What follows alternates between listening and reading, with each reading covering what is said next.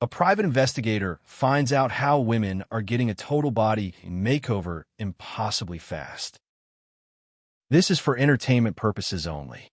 This short story is only for people over the age of 18. She did not look like that a month ago, yelled a small but strong blonde woman before me. I'm a private investigator. Don't fool yourself. It isn't like in the movies. I mostly do background checks on people that companies want to hire. Sometimes I get the divorce case and evidence is needed for infidelity. A handful of times I've got to go over what the police did, looking for anything they missed, which is usually nothing. This is something else. I was contacted by Wendy Milburn to set up a meeting. I didn't know the name until I looked her up, a female bodybuilder and a popular one in that world.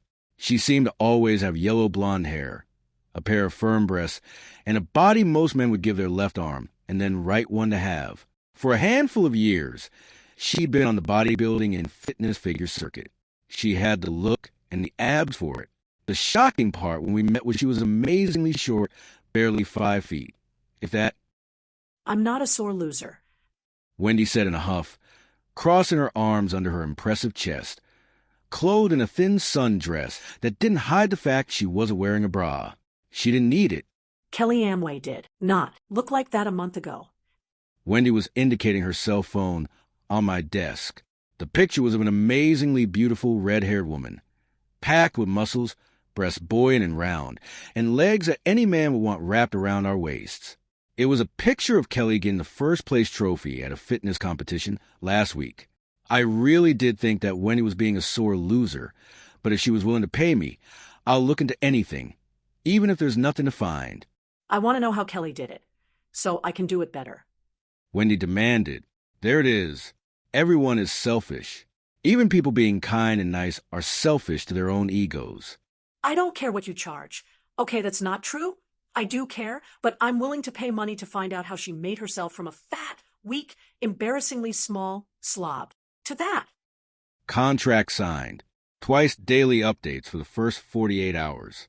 If nothing is found after 2 days, a reevaluation of case.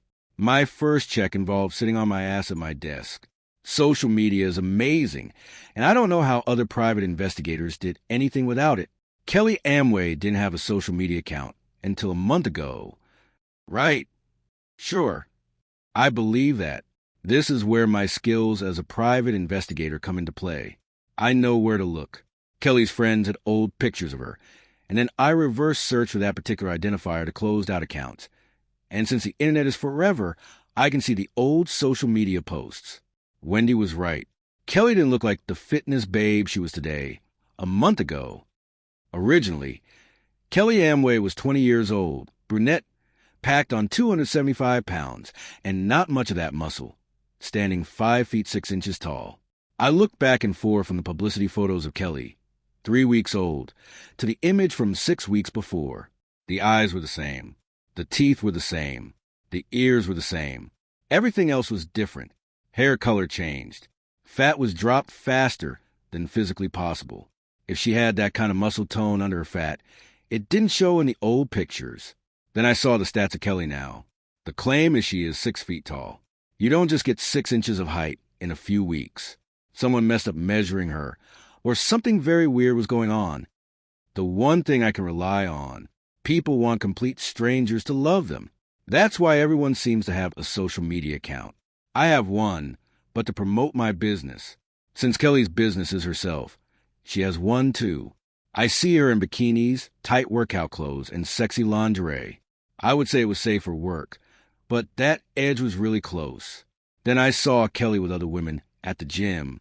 The first thing that struck me was none of them were sweating. These friends looked like supermodels, just like Kelly, but none of them looked disheveled or hot or exhausted in any of the pictures. There were also very few pictures or videos of Kelly actually exercising. For someone promoting themselves, that was another flag. Kelly kept her mouth shut about how she got her spectacular body, but Kelly's friends didn't. I should thank Dina Ausler and Etta McManus for giving me the website that told me everything I needed to know. Master PC Makeover was something that was really weird. A person goes to the site, and makes a deal with whomever runs a web page. A complete and total makeover, in any way desired. But the person has to do something for the owner of the site. It seemed so odd that I had a hard time believing it. A total body makeover with some kind of magic, and in return a favor?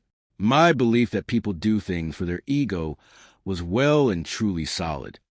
The person who ran the site was local, very local. I looked out my window at the small townhouse down the street, blue with white trim, and a few small bushes on the tiny patch of grass between the house and the sidewalk. That was the house of one Norman Durant. I grunted as I stood up and got my firearm. A pounding on the door, ignoring the doorbell camera, and a little patience. The kid that came to the door was Norman Durant after some modification. He looked barely out of high school. His voice still cracked when I accused him of cheating at a competition, which is a crime, not federal, but he didn't know that. He was thin, handsome for a young guy, glasses that didn't look like he needed them, a long face, and if he dressed better could have had his pick of women.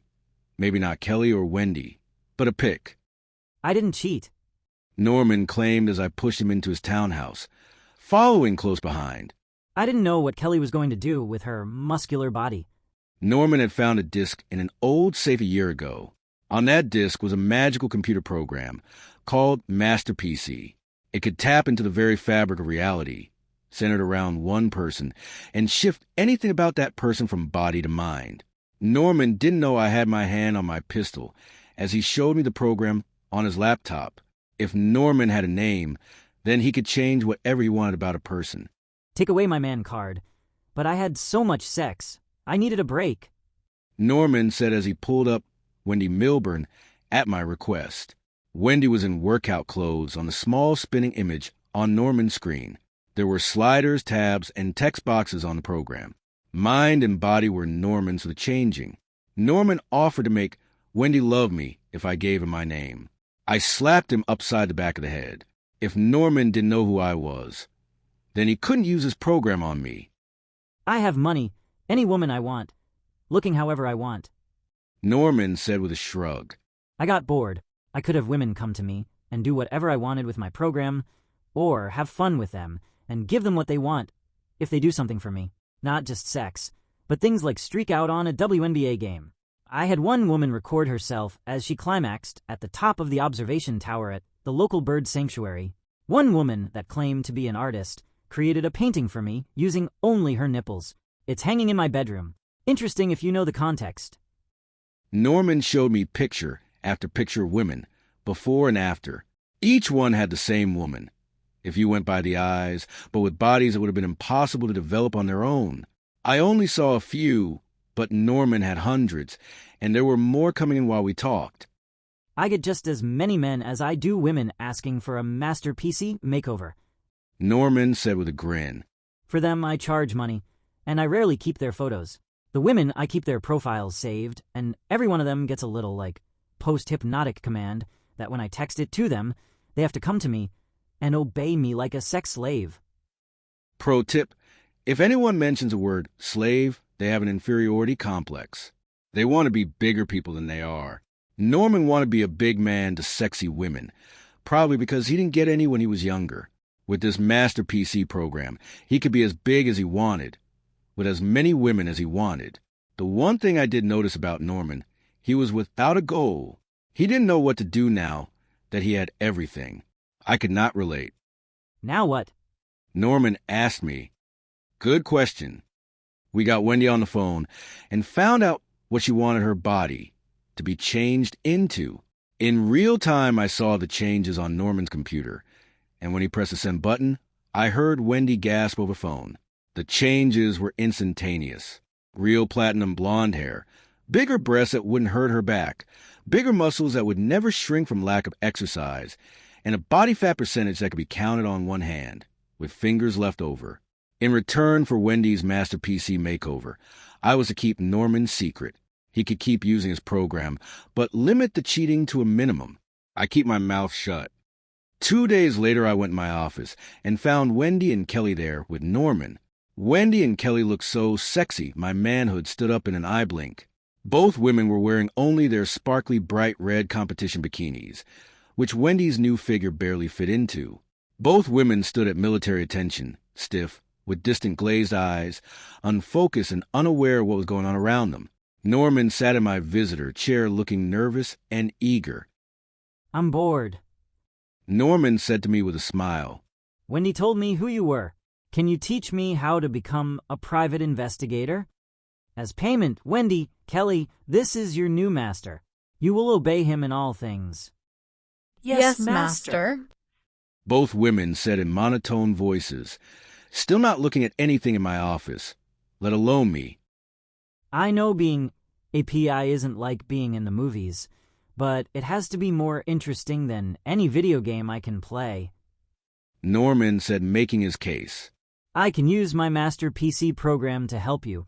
I literally have nothing better to do than to learn. Please tell me you'll train me.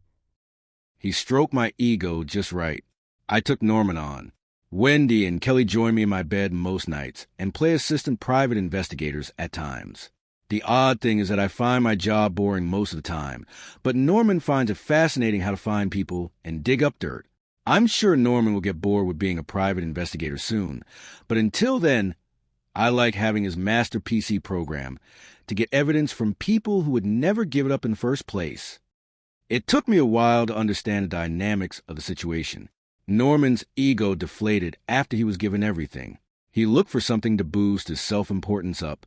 I think for Norman, his ego gets a boost when he learns something about people that they didn't tell anyone or wanted to be public knowledge. Knowing that, I can be aware of how to deal with Norman. Kelly and Wendy have no egos. They are whatever I want them to be. I am their master. I never get tired of stroking my own ego with that fact. It also helps when I have both Wendy and Kelly repeatedly call me Master. Master. Master. The end. This was a work of fiction. Any similarity between people, living or dead, is purely coincidence. This scenario did not, or should not, have happened in real life. Thank you for listening.